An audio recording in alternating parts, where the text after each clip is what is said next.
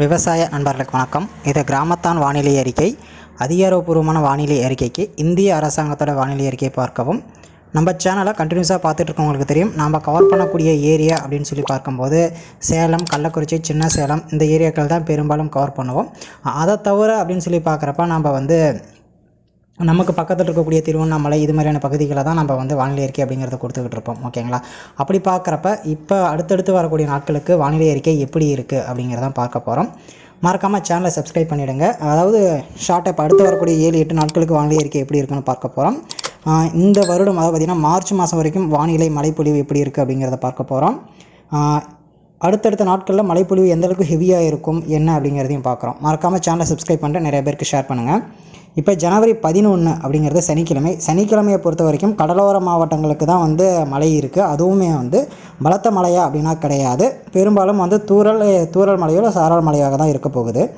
ஜனவரி 12ஆம் தேதி ஞாயிற்றுக்கிழமை பொறுத்த வரைக்கும் தமிழ்நாட்டில் கடலோர மாவட்டங்கள்லேருந்து உள் மாவட்டங்கள் வரைக்கும் எல்லா பகுதிகளும் லேசான முதல் மிதமான மழை பதிவாகிறதுக்கான வாய்ப்புகள் நிறையவே இருக்குது. ஜனவரி 13ஆம் தேதி திங்கட்கிழமை அதாவது போகி பண்டிகை அன்று தமிழ்நாட்டில் எல்லா மாவட்டங்களும் மிதமான மழை அப்படிங்கிறது ஒரு சாரல் மழையாக பதிவாக போகுது. மக்காசோளம் ஊன்ற விவசாயிகளாக இருக்கட்டும், காய வைக்கிற ஊன்ற விவசாயிகளுக்கு பிரச்சனை இல்லை, நீங்கள் தண்ணி கட்டுறதுனா கட்டிக்கலாம். அதுவே அந்த காய வைக்கிற விவசாயிகள் அந்த தேதிகள் அதாவது 12ஆம் தேதி 13ஆம் தேதியும் காய வைக்க வேணாம். ஒரு சில இடங்களில் 13ஆம் தேதி மிதமான மழைகள் பொழிவுக்கு வாய்ப்பு இருக்குது. இதெல்லாம் கடலோர மாவட்டங்கள் உள் மாவட்டங்களுக்கு. நாம் உள் மாவட்டங்களில் வரோம். நமக்கு மிதமான மழை பொழிவு அப்படின்னா சாரல் மழையோ இல்லை ரோடு தண்ணி வலிஞ்சு வர போகிற மழைகளும் அன்றைக்கி எதிர்பார்க்கப்படுது. ஓகேங்களா? அதுவே 14, 15, 16 இந்த நாட்களில் பார்த்திங்கன்னா எல்லா பகுதிகளுமே பெரும்பாலும் மேகம் மானமூட்டத்தோடு தான் இருக்கும். ஒரு சில பகுதிகளில் லேசான சாரல் மழை அப்படிங்கிறது எதிர்பார்க்கப்படுது. 19, 20, 21, 22 இந்த தேதிகளில் பெரும்பாலும் லேசான மழைகள் மேகமூட்டங்கள் மட்டுமே. ஜனவரி 23, 24, 25, 26 இந்த தேதிகளில் மீண்டும் லேசான மழைகள் தான். இந்த இன்சிடெண்ட் 24, 25 இந்த இன்சிடெண்ட் நடக்குமா அப்படின்னா கொஞ்சம் டவுட்டாக தான் இருக்குது. லேட்டர் நான் கன்ஃபார்ம் பண்ணுறேன். இப்போ நம்ம ஏரியாக்களுக்கு மழைப்பொழிவு எப்படி இருக்கும் அப்படிங்கிறத பார்த்துரும். இது ஆல் ஓவர் தமிழ்நாடு ஃபுல்லாக நம்ம சொல்லக்கூடியது. இப்போ நம்ம ஏரியாவில் எப்படி இருக்குது அப்படிங்கிறத உங்களுக்கு லைவாக மேப்லேயே நம்ம பார்த்துருவோம். எந்த அளவுக்கு நமக்கு மழைப்பொழிவை கொடுக்க போகிறது அப்படிங்கிறத பார்த்துருவோம். ஜனவரி 12ஆம் தேதியை பொறுத்த வரைக்கும் நம்ம 11ஆம் தேதியிலேருந்தே வச்சுக்கோம். 11ஆம் தேதி நமக்கு மழைப்பொழிவு இருக்கா அப்படின்னா மழைப்பொழிவு அப்படிங்கிறது பெரிய அளவில் கிடையாது. ஆனால் மேகமூட்டங்கள் அப்படிங்கிறது நாளைக்கு இருக்குது. அதிகப்படியாக பார்த்திங்கன்னா இன்றைக்கி சாயந்தரம் ஒரு மழைப்பொழிவு அப்படிங்கிறது பார்த்திங்களா லைட்டாக அந்த ரோடு கூட நனையாத அளவுக்கு, ரோட்டு மேலே இருக்கிற மண்ணு கூட நனையாத அளவுக்கு மழை வந்துச்சு இல்லையா? அது மாதிரியான ஒரு மழைப்பொழிவு தான் நாளை பொழுது ஃபுல்லாக வருவதற்கான வாய்ப்புகள் இருக்குது. ஆனால் கன்ஃபார்ம் மேகமூட்டங்கள் பனிப்பொழிவு அதிகமாக இருக்கும் அப்படின்னு சொல்லி எதிர்பார்க்கப்படுது நாளை காலையில். ஓகேங்களா? அடுத்தது 12ஆம் தேதியை பொறுத்த வரைக்கும் எந்த அளவுக்கு மழைப்பொழிவு இருக்குது அப்படிங்கிறத பார்ப்போம். 12ஆம் தேதியை பொறுத்த வரைக்கும் நமக்கு மழைப்பொழிவு அப்படிங்கிறது லைட்லேருந்து மீடியமான மழைப்பொழிவு அப்படிங்கிறது இருக்குது.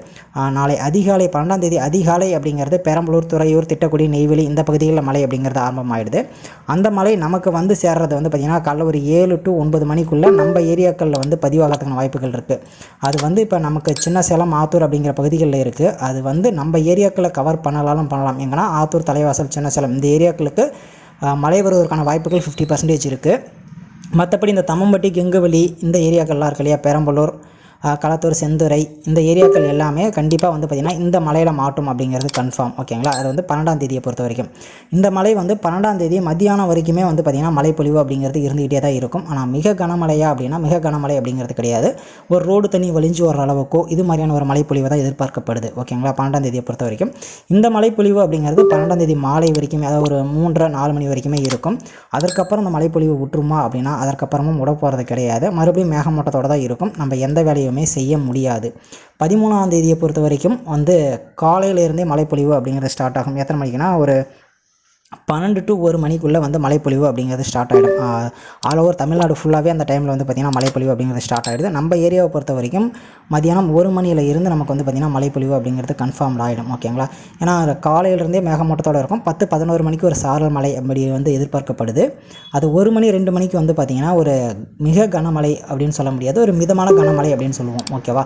அந்த அளவில் மழைப்பொழிவு அப்படிங்கிறது எதிர்பார்க்கப்படுது. கண்டிப்பாக அன்னைக்கு மழை அப்படிங்கிறது கன்ஃபார்ம். ரோடு தண்ணி வலிஞ்சு ஓடுற அளவுக்கு அப்படின்னா கிடையாது, கண்டிப்பாக வலிஞ்சு ஓடும் அப்படின்னு எதிர்பார்க்கப்படுது அன்னைய டேட்டை பொறுத்த வரைக்கும். ஓகேங்களா? 13ஆம் தேதியை பொறுத்த வரைக்கும் இந்த ஏரியாக்கள் எல்லாமே மிக கனமழை அப்படிங்கிறது கன்ஃபார்ம் ஆகிடுச்சு. சின்ன சேலம், ஆத்தூர், பெரம்பலூர், துறையூர், ராசிபுரம், சேலம், நாமக்கல், அரூர், தருமபுரி. அதை நான் ஆல்ரெடி வீடியோட ஸ்டார்டிங்கில் சொன்ன மாரி தான். தமிழ்நாடு ஃபுல்லாகவே 13ஆம் தேதி அப்படிங்கிறது மழைப்பொழிவு இருக்க போகுது. ஒரு சில பகுதியில் மிதமான மழையும், ஒரு சில பகுதியில் கொஞ்சம் ஹெவி ரெயினும் ஃபாலும் இருக்க போகுது. நம்ம ஏரியாக்களுக்கு மிதமான மழை அப்படிங்கிறது மட்டும்தான் இருக்குது. ஸோ அதனால் சோளம் பண்ணுறவங்க யாரும் யோசிக்கலாம் தேவையில்லை, நம்ம ஊனலாமா வேணாமா என்ன அழுகி போயிடும் அப்படின்னு. சோளம் அழுகி போகிற அளவுக்கு வந்து மழைப்பொழிவு இருக்கா அப்படின்னா சோளம் அழுகி போகிற அளவுக்கு மழைப்பொழிவு அப்படிங்கிறது கிடையாது. சோளம் அடித்து போட்டு வச்சுருக்கவங்க வந்து பார்த்திங்கன்னா கண்டிப்பாக ரிஸ்கில் தான் மாட்ட போகிறீங்க. ஏன்னா ஒரு 3 நாட்கள் கடந்து இப்போ நாளைக்கு வந்து நீங்கள் சோளம் போடாத விட்டீங்க அப்படின்னா 12, 13 இந்த நாட்களுக்கு ஃபுல்லாகவே வந்து பார்த்திங்கன்னா கண்டினியூஸாக மழை இருக்கிறதுனால சில்னஸ் இருந்துக்கிட்டே தான் இருக்கும். நீங்கள் வந்து மக்காசோளத்தை என்ன பண்ணாலும் காய வைக்க முடியாது. ஸோ என்ன ரேட் கேட்குறாங்களோ அந்த ரேட்டுக்கு போட்டு வேலையை முடிச்சுக்கோங்க. ஓகேவா? இது வந்து 13ஆம் தேதிக்கான ஒரு வானிலை அறிக்கை. 13ஆம் தேதி ஃபுல்லாகவே இப்படி தான் இருக்குமா அப்படின்னா கண்டிப்பாக 13ஆம் தேதி மாலை 7-8 மணி வரைக்குமே இப்படி தான் இந்த நிலைமையில் தான் இருக்கும். அது இன்னும் 1 மணி நேரம் தள்ளி கூடமா போகலாம். 7-8ங்கிறது 9 மணி வரைக்கும் கூட போகலாம். ஆனால் மழைப்பொழிவு அப்படிங்கிறது நீங்கள் வந்து ஒரு 4 மணி வரைக்கும் வந்து பார்த்திங்கன்னா எதிர்பார்க்க முடியும் அன்னைக்கு. ஓகேங்களா? 1 மணிக்கு ஆரம்பிக்கிற மழைப்பொழிவு சாயந்தரம் 4:30-5 மணி வரைக்கும் இருக்கும். அது சாரல் மழையாக இருக்கலாம், இல்லை மிதமான மழையாக இருக்கலாம். ஓகேங்களா? இது அன்னைக்கு 13ஆம் தேதிக்கான அப்டேட். அடுத்து 14ஆம் தேதியை பொறுத்த வரைக்கும் மழைப்பொழிவு அப்படிங்கிறது கிடையாது. பெரும்பாலும் மேகம் மானமூட்டத்தோடு தான் இருக்குமே தவிர மழைப்பொழிவு அப்படிங்கிறது கிடையாது. 14ஆம் தேதி வந்து ஒரு கேப் கொடுத்துருக்கு. 15ஆம் தேதி வந்து நைட்டில் இருந்து 14-15 மழை கிடையாது. 15ஆம் தேதி நைட்டு வந்து மறுபடியும் மழைப்பொழிவு அப்படிங்கிறது எதிர்பார்க்கப்படுது. ஓகேங்களா? அதாவது இந்த புதன் வியாழன் அந்த டேட் ஸ்டார்டிங் இருக்கு இல்லையா, அன்றைக்கி வந்து எதிர்பார்க்கப்படுது. ஓகேங்களா? அப்படியே நைட்டில் மழை பெய்யல அப்படின்னா மதியானம் வந்து ஒரு 1:30-2 மணிக்கெல்லாம் வந்து புதன்கிழமை மதியானம் 15ஆம் தேதி மழைப்பொழிவு அப்படிங்கிறது ஏற்படும். ஸோ அந்த மழைப்பொழிவு அப்படிங்கிறதும் வந்து பார்த்திங்கன்னா அந்த 13ஆம் தேதி பெஞ்சது இல்லையா, அந்த மழைப்பொழிவும் இதுவும் வந்து பார்த்திங்கன்னா மோரோவர் ஈக்குவலாக வரும்னு எதிர்பார்க்கப்படுது. கண்டிப்பாக அன்றைக்குமே வந்து பார்த்திங்கன்னா ஒரு மீடியமான மழை அப்படிங்கிறது நமக்கு இருக்குது. அது அடுத்தடுத்து வரக்கூடிய காற்றுக்களோட மாறுபடுதலை பொறுத்து நமக்கு ஹெவி ரெயின்ஃபால் அப்படிங்கிறது கிடையாது. கனமழையோ நமக்கு கிடையாது. சிம்பிளாக சொல்லணுன்னா என் பாசையில் சொல்லணும்னா ஒன்று வாசத்தண்ணி வழிஞ்சு வர அளவுக்கு மழை, இல்லை வாசத்தண்ணி வழிஞ்சு வர்றதோட கொஞ்சம் அதிகமான மழை, அவ்வளோதான் வந்து நமக்கு டோட்டலாகவே மழை அப்படிங்கிறது. ஓகேவா? அதனால் யாரும் பயப்படலாம் தேவையில்லை. இது ஒரு மீடியமான மழையாக இருக்கும். அதற்கு பிறகு எப்போ மழை அப்படின்னா 16, 17, 18 வந்து மழைகள் கிடையவே கிடையாது. மேகமூட்டத்தோட மட்டும்தான் இருக்க போகிறது. அதற்கப்புறமேட்டுக்கு 17, 18 தேதிகளில் வந்து பார்த்திங்கன்னா ஒரு இன்றைக்கி மதியானம் கொஞ்சம் மாரி ஒரு சாரல் மழை மாரியான வாய்ப்பு தான். அது வந்தால் தான் வரும், இல்லைனா கிடையாது.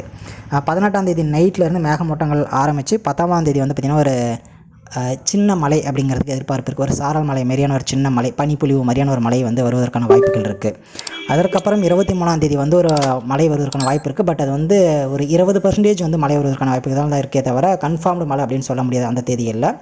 இதை தவிர நமக்கு அடுத்தடுத்து மலைகள் இருக்கா அப்படின்னு கேட்டால் அடுத்தடுத்த மலைகள் அப்படிங்கிறது பிப்ரவரி 20ஆம் தேதி வரைக்குமே நமக்கு மழைப்பொழிவுக்கான வாய்ப்புகள் இருக்குது. ஆனால் அந்த மழைப்பொழிவு எல்லாமே கடலோர மாவட்டங்கள்னு சொல்லக்கூடிய மயிலாடுதுறை, நாகப்பட்டினம், காரைக்குடி, புதுக்கோட்டை, ராமநாதபுரம், திருநெல்வேலி, ராஜாபாளையம் இந்த பகுதிகளுக்கு தான் இருக்கே தவிர நம்ம உள் மாவட்டங்கள்னு சொல்லக்கூடிய இந்த தருமபுரி, கிருஷ்ணகிரி, திருவண்ணாமலை, சேலம், கள்ளக்குறிச்சி, ஈரோடு, கோயம்புத்தூர் இந்த ஏரியாக்களுக்கெல்லாம் மலைகள் அப்படிங்கிறது கிடையாது.